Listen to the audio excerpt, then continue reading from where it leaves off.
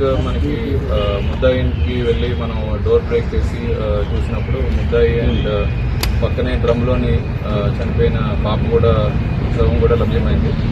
ఆ టైంలోని చుట్టుపక్కల ఒక 50 మంది గ్రామస్తులంతా కూడా గుమిగూడి ఇతన్ని చంపడానికి ప్రయత్నించే సమయంలో మనమే రక్షక్ వెహికల్ని లో పెట్టి ముద్దాయిని అతన్ని తీసుకోవడం జరిగింది.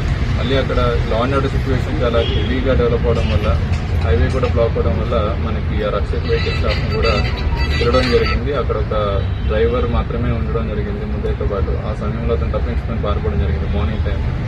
తర్వాత ఒక 2 టీమ్స్ పెట్టి వెచ్చించాం, కానీ హౌవర్ రిజల్ట్ దొరకలేదు. ఈరోజు ఇలా నిన్న జరిగిన ఆందోళనలో కొన్ని యాంటీ సోషల్ ఎలిమెంట్స్ యాక్టివ్గా పాల్గొన్నాయి అనేది ఒక జరుగుతుంది. అది ఎంతవరకు అంటే ఆల్రెడీ ఎవరైతే ఇదంతా ఇష్యూని పొలిటిసైజ్ చేశారో లేదంటే ఇది ఒక రాంగ్ ధోరణి వైపు తీసుకున్నారో వాళ్ళందరి మీద కూడా కేసెస్ రిజిస్టర్ చేయడం జరిగింది. స్ట్రిక్ట్ యాక్షన్ తీసుకుంటాం.